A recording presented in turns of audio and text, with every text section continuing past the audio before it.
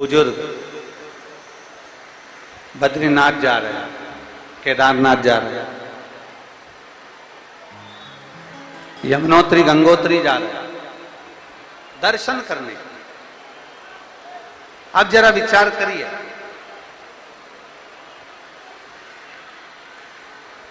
देख लो दुनिया वालों जरा अच्छे से, इसको कहते हैं शिव भक्त, जो इतनी तेज बारिश में भी बाहर बैठकर कथा का रसपान कर रहे हैं।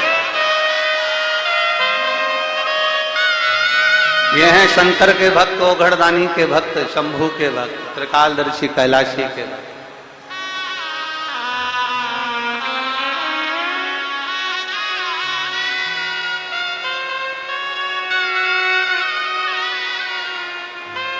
शिव कथा कह रहे हैं। एक बुजुर्ग माता पिता बद्रीनाथ, केदारनाथ, यमुनोत्री, गंगोत्री की यात्रा करने जा रहे हैं। आप जरा विचार करिएगा, यमुनोत्री, गंगोत्री, बद्रीनाथ की यात्रा करने चले तो बच्चे उनको देख रहे हैं।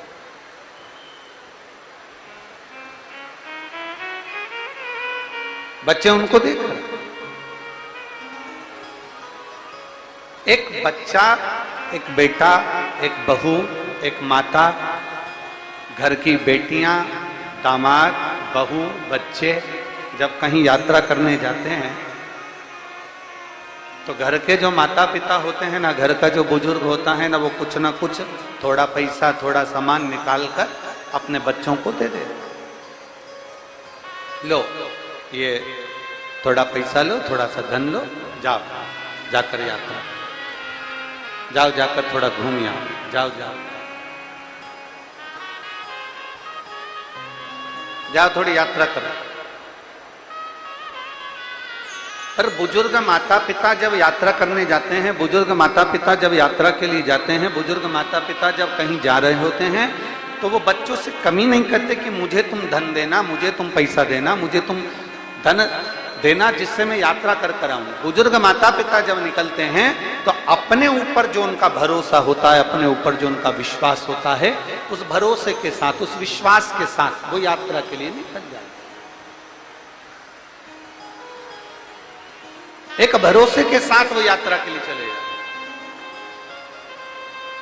एक भरोसे के साथ, एक विश्वास के साथ वो यात्रा के लिए निकल जाते हैं। शिव कथा कह रही है, शिव महापुराण की कथा कर रही है,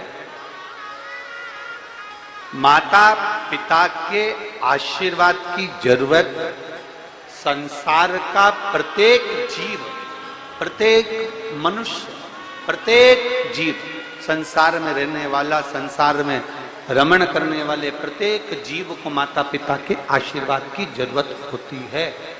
और वह आशीर्वाद कहां काम आता है? वह आशीर्वाद किस जगह पर काम आता है? शिव महापुराण की कथा कहती है वह आशीर्वाद काम आता है हमारी विपदा की घड़ी में, हमारी विषम परिस्थिति में। एक विपदा की घड़ी में, एक विषम परिस्थिति में वो आशीर्वाद काम आता है। भगवान देवाधिदेव महादेव का संवाद कह रहा है, शिव तत्व कह रहा है। 3 जिसके भीतर ईर्ष्या नहीं है, 3 जिसके भीतर नफरत नहीं है, 3 जो ईर्ष्या और नफरत से दूर हैं। पहले नंबर पर मां, दूसरे नंबर पर महात्मा और तीसरे नंबर पर परमात्मा। ये 3 ईर्ष्या से भी दूर है, नफरत से भी दूर हैं, अहम से भी दूर है, तीनों। और महाराज शिव महापुराण की कथा कर रही है, भगवान शंकर का संवाद कर रहा है, शिव चरित्र वर्णन कर, देवाधिदेव महादेव का संवाद कर रहा है, शिव कथा कह रही है, भगवान ओघड़दानी का चरित्र कर रहा है। एक बार ब्रह्मा जी के मन में, ब्रह्मदेव के मन में एक संशय उत्पन्न हो गया।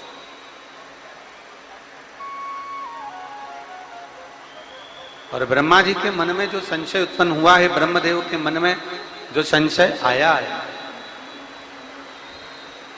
ब्रह्मा जी के मन में जो संशय उत्पन्न हुआ है, वो संशय स्वयं भगवान नारायण के पास में जाकर ब्रह्मदेव ने कहा।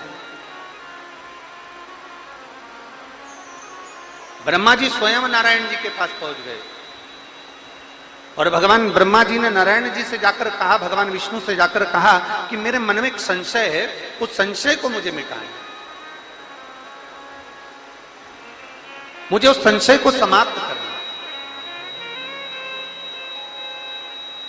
मेरे भीतर का, मेरे मन का संशय मिटा दिया, मेरे मन का, मेरे भीतर का जो संशय है वो मुझे समाप्त। स्वयं नारायण कह रहे हैं, नारायण पूछ रहे, ऐसा कौन सा संशय है तुम्हारा, ऐसा कौन सा संशय जो तुम्हारे मन में खल रहा, ऐसा संशय है कौन सा जो तुम्हारे भीतर मन में खल रहा है, वो संशय है कौन सा?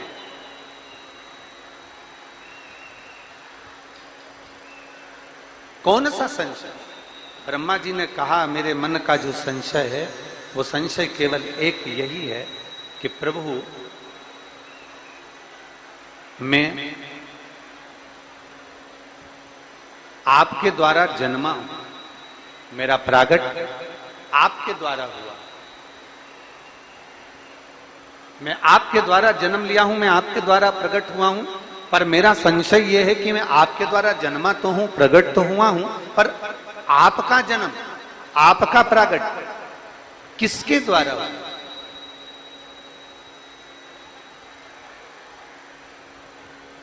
आपका जन्म, आपका प्रकट किसके कारण हुआ?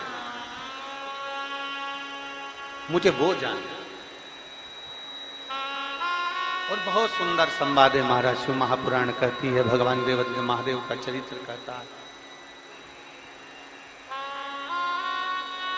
भगवान देवदेव महादेव का चरित्र कहता है, जब मन में, हृदय में अगर थोड़ा सा भी संशय आपके अंदर आए, शिव महापुराण की कथा कहती है, भगवान शंकर का चरित्र कहता है, देवदेव महादेव का चरित्र कहता है, मान लो आपके अंदर अगर थोड़ा भी संशय आए, थोड़ा सा भी संशय अपने भीतर प्रकट हो, एक अंश भी अगर संशय हमारे भीतर है, तो शिव महापुराण की कथा कहती है उस संशय को मिटाने के लिए सबसे पहले देवाधिदेव महादेव के पास में जाओ। थोड़ी सी भी विषम परिस्थिति चल रही है, थोड़ा भी तकलीफ चल रही है, थोड़ा भी कष्ट आया है जीवन में, थोड़ा भी दुख, थोड़ी भी तकलीफ, थोड़ा भी दर्द, थोड़ा भी कष्ट अगर आपके जीवन में आया है, तो शिव महापुराण की कथा कहती है सबसे पहले भगवान शंकर की शरणागति में जाए, भगवान शिव के पास जाए, सबसे पहले भगवान शिव के पास पहुंचे और भगवान शंकर के पास जाकर अपने हृदय से, अपने दिल से, अपने मन से, अपने भाव से भगवान शिव को अपने मन की बात देवाधिदेव महादेव को कहना प्रारंभ कर।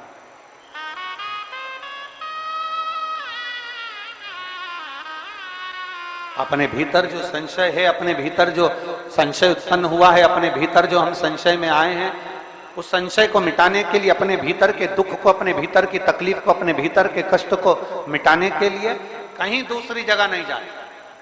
शिव महापुराण की कथा कहती है अगर जीवन में दुख भी आया है, तकलीफ भी आई है, कष्ट भी आया है, पड़ोसी के यहाँ, रिश्तेदारों को, नातेदारों को, कुटुंब को, कबीले को जाकर कहोगे, वो दुख मिटने वाला नहीं, वो संशय समाप्त होने वाला नहीं, वो तकलीफ समाप्त होने वाली नहीं, वो दुख समाप्त होने वाला नहीं है। अगर जीवन में संशय आया है, जीवन में अगर तकलीफ आई है, जीवन में अगर कष्ट आया है, तो हमें शिव की शरणागति ग्रहण कर लेना चाहिए। एक लोटा जल हाथ में लेकर भगवान शिव से अपने दिल की बात, अपने मन की बात भगवान शंकर को जरूर जाकर कहना चाहिए।